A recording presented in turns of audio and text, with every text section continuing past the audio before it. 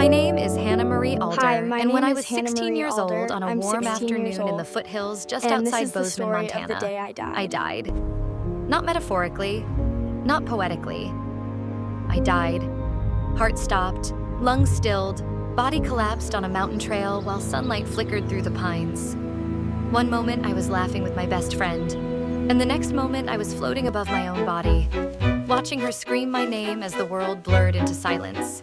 What happened in the minutes that followed changed the course of my entire life, and what I was shown about the future, about the world, about the human heart, was never meant just for me. It was meant for everyone who still has time to listen. Before that day, I was just a regular teenager in a regular American town. I worried about homework, crushes, volleyball tryouts, and whether my parents, who had divorced when I was 10, would ever be able to sit through a school event without arguing. Nothing about me seemed extraordinary. But death has a way of stripping away the ordinary and revealing the truth beneath it.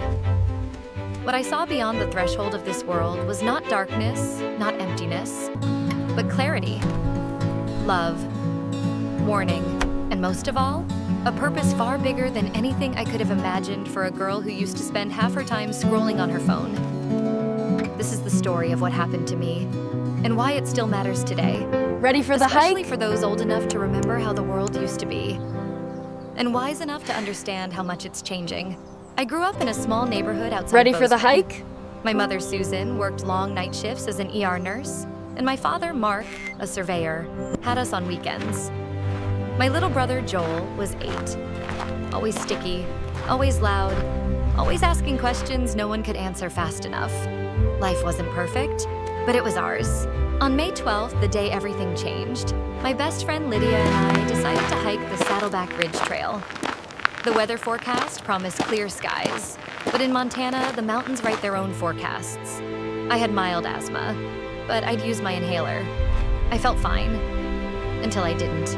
About 2 miles up, my Another chest history tightened. test next week. Not Can the you usual believe it? tightness I recognized from PE class or cold air.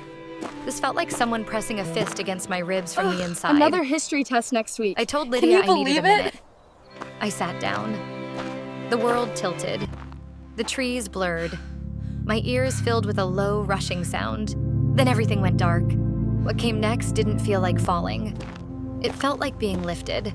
I was hovering several feet above my body, watching Lydia kneeling over me, shaking me, dialing 911 with trembling hands. Her voice sounded far away. My body looked strangely small, as if it didn't belong to me anymore. I tried to speak, to tell her I was all right, but no sound left my lips. I wasn't breathing. I wasn't moving. And yet, I had never felt lighter. There was no pain, no fear, only a gentle pull, like someone lifting me from deep water into sunlight. The forest below me faded, replaced by a warm golden glow that wrapped around me like a blanket. It wasn't blinding. It was soft, like sunlight passing through stained glass. Suddenly, I was moving through a tunnel. Not a hollow tunnel, more like a passage of light, full of color and warmth. I felt myself being carried, not by wind, but by something deeper, something alive. Hannah! At the end of the tunnel stood a figure, not a silhouette, not a blur, a presence. A man whose face shone with peace, strength, and love that felt deeper than the ocean. It was Jesus. Please, Not the Jesus please. from paintings I or need Sunday help. school books. She's not breathing. He didn't look airbrushed or pale or distant. He looked real. Please, Warm olive skin, I need help. dark hair, strong She's not features, and breathing. eyes that held something I had never seen in any human. A love so complete it made my knees weak. He said my name, Hannah. Just hearing him speak it made tears fall. Not from sadness, but from release. It felt like every worry I'd ever carried, every insecurity, every fear, dissolved in his voice. He reached out his hand. When I touched it, a wave of warmth surged through me, like stepping into sunlight after years of winter. And in an instant, I saw my entire life. Not as memories, but as moments glowing with meaning. Helping a stranger pick up groceries, borrowing a pencil to a classmate who always felt invisible. The pain I caused my brother when I snapped at him. The lies I told my mother. The tears I never let myself cry. Every choice I'd ever made, good and bad, passed through me like ripples in water. Yet there was no judgment, only love. Deep, unconditional love. Then Jesus said, "There is something I need to show you." What happened next unfolded like visions beneath our feet, a living map of Earth opening below us. "You must understand what is coming," he said, not to cause fear, but to awaken hearts. The first vision, the waters rise. I saw oceans swelling beyond their shores, waves breaking over seawalls, hurricanes larger than anything on record. Cities, Charleston, Miami, San Diego, swept with water rushing through their streets. I felt the fear of families scrambling for safety. But then, something else. Strangers helping strangers, churches opening their doors, nations sharing resources, old rivalries fading in the face of shared humanity. "In trial," Jesus said softly, "the heart remembers who it was made to be." The second vision, the great silence. The scene shifted. Entire cities flickered, then went dark. Power grids failed. Cell towers silent. People stood outside, confused, frightened. Then a strange thing happened. Neighbors who had never spoken started talking. Families sat together without screens between them. People sang old songs on porches. Children played in the streets by moonlight. "When the lights of man fade," Jesus said, "my light becomes visible again." The third vision, the illness of fear. The third vision was the most difficult. A sickness swept across communities. Not like COVID, something different. People feared each other again, but beneath that fear, I felt something darker. Manipulation, division, voices stirring panic for their own gain. "A new illness will emerge," Jesus said.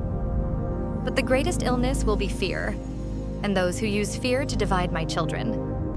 Yet even there, hope bloomed. Nurses working tirelessly, neighbors leaving food on doorsteps, people praying together in homes, garages, parks.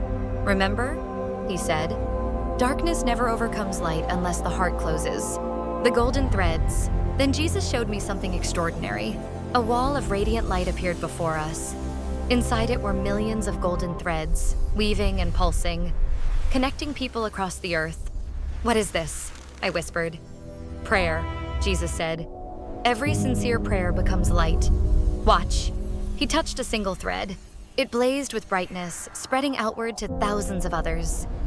He showed me how one prayer, and only one, changed outcomes I could never see. "When you prayed for your friend Daniel last winter," he said, "you thought nothing changed. But your prayer strengthened him, changed his mother's decisions, softened the heart of someone else, and reached me." In that moment, I understood. Prayer is not a whisper into the void. It is an earthquake in heaven, the mission. Then Jesus placed his hands on my shoulders. "You must go back," he said. I wept. "I want to stay." He smiled with tenderness deeper than time. "You will return here, but not now. You still have work to do. You will be a light, a witness, a reminder that hope is stronger than fear." He hugged me. The warmth of that embrace could have rebuilt every broken place inside me. Then, I felt myself being pulled backward. Light stretched. Sound rushed. Pain slammed into my chest like lightning. I gasped. Voices shouted, "We've got a pulse." "Stay with us, sweetheart. Get the oxygen ready." I was in an ambulance. Alive. Barely. They told me later. I had been clinically dead for 4 minutes. No oxygen, no heartbeat, no brain activity detectable. Yet here I was. The days that followed were a mixture of fear, wonder, and disbelief. My mother cried whenever she thought I wasn't looking. My father sat quietly by the window, as though trying to understand something he had no words for. Eventually, I told them everything. My mother listened without interrupting. My father, usually the skeptic, took my hand and said, "When I was in college, something happened to me too." I realized then, these experiences are not rare, only rarely spoken of. Life after my resurrection felt different. Colors brighter, people more visible, small moments more sacred. I began gathering with friends, neighbors, anyone who needed hope. We prayed, we talked, we learned to prepare. Not with fear, but with faith. Jesus did not show me these visions to frighten the world. He showed them to remind us, Love will be the surviving force of mankind. If you're You listening must to go this, back. especially if your hair has turned silver and your hands still carry the have stories purpose. of decades, hear this clearly. You must go The world back. is changing. Yes, but not ending. You still have purpose. You have lived through wars, recessions, disease, and heartbreak. You know better than anyone that fear has never saved a single life. But love has saved millions. Prepare your home, yes. Prepare your plans, yes. But most importantly, prepare your heart. Call the family member you haven't spoken to in years. Forgive the person who never apologized. Pray for someone you've given up on. Reach out to a neighbor who You lives must go alone. back. Be the example the younger generation desperately needs. You still have purpose. When waters rise, love will keep us afloat. When lights go out, love will guide us. When sickness spreads, love will heal what medicine cannot. The visions I saw were not warnings of doom. They were reminders of destiny. And the message Jesus gave me is the same message I now give to you. In the end, love wins. It always has. It always will.